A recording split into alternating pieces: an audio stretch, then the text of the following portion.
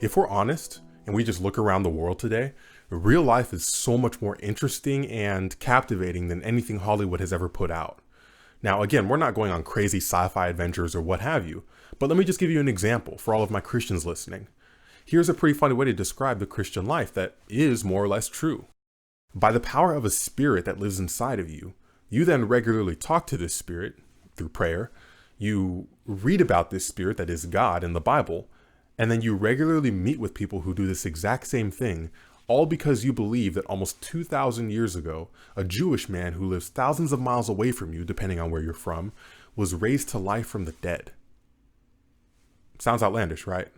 Well, it more or less is, but as with anything, the issue isn't, is it outlandish? The issue is it true? And when we begin to ask ourselves those questions, we'll be on a much stronger and clearer path. But if there's one thing I've noticed in apologetics, it's that, despite, as Paul himself said, the resurrection being the cornerstone of our faith, there's often a hindrance or a kind of, we're not quick to really bring up the resurrection as a valid proof to atheists or those who may reject our worldview. And again, I don't think it's because we don't believe it's true, but we recognize that it's outlandish.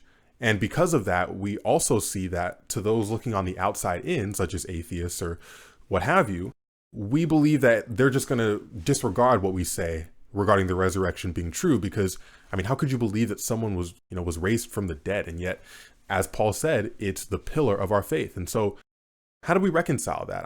Is it true? Is the resurrection unscientific? Because that is a label that gets very quickly thrown around to Christians who try to bring it up as a valid proof. But no, aside from the historical evidence, we're looking at the science behind it, there's definitely a lot more that can be said.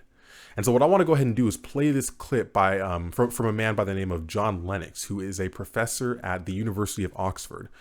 I've been listening to him since I must have been like 14. And so this has been a long time coming, but he recently had a podcast with another famous Christian scientist by the name of James Tour. And if you want to watch the whole thing, I'll link to that down below. But specifically today, we're going to look at a specific part where he talks about the resurrection and whether or not it can truly be labeled as unscientific to believe in something as such. And so let's go ahead and roll the clip. With all of your learning and everything like that, how can you, as such a educated man, believe in something so incredible as the physical resurrection of Jesus Christ? Well, it's only incredible if you don't consider the evidence for it. And I'm a Christian, as you are, because I believe Christianity is true. And I think that the resurrection does not create any difficulty for a scientist. Many people think that David Hume put an end to respectable belief in resurrection by saying that miracles like that are violations of the laws of nature. But I think Hume was wrong, and many philosophers who are not Christian agree that he was wrong. The miracles like the resurrection do not violate the laws of nature. The laws of nature describe what normally happens, but they cannot prevent God intervening in the world that he created to do something special. And in fact, if we didn't know the laws of nature, that, for example, in this case, that dead bodies normally don't rise, if we didn't know that, then we wouldn't see anything special in the resurrection of Jesus. Now, Lennox makes an excellent and very straightforward, I feel like, and a very foundational point here. These atheists often are committing the fallacy of putting God on their same playing field. So when they hear about something like a resurrection, they therefore say, well, that's impossible because we as humans by nature cannot violate this law of nature and cause other humans to just randomly raise from the dead or even instinctively raise from the dead whenever we consciously choose to. And of course, that's true from a human standpoint. But when we're talking about God, the assumptions that we would normally make go completely out the window. As God, again, I can't even believe I have to say this, but as God, he is the creator of these so-called natural laws. And so therefore, not only can he supersede them when he likes, but he can overrule them or what have you. And so I don't see the issue with God being able to come in and raise Jesus from the dead because by his power, those very laws are the reasons, that they even exist. And so there isn't really much there to really of substance to really even address. Because as God, he's on a much different playing field, operating on a much higher plane than us, and can therefore do things that we as humans, yes, admittedly, would not normally be able to do. So our knowledge of science does not prevent resurrections. I think one of the problems is simply this, that the word law confuses us. We think of violations in your country of America. I often notice on a freeway, violators will be towed. If you break the law of the land, then you get a penalty. But the laws of nature aren't like that. I think finally that C.S. Lewis gave an illustration that's very helpful. If I stay in Houston in a hotel, and on the first night I put $100 in my bedside drawer, and the second night I put another 100, then the laws of mathematics tell me that I got $200. If I wake up on the third morning and find I've only got $50 there, I don't conclude that the laws of mathematics have been broken. No, I conclude that the laws of Texas have been broken. And I conclude that because I know the laws of mathematics have not been broken. I thought that the drawer in my hotel room was a closed system of cause and effect. I was wrong. A thief put his hand in and took $150.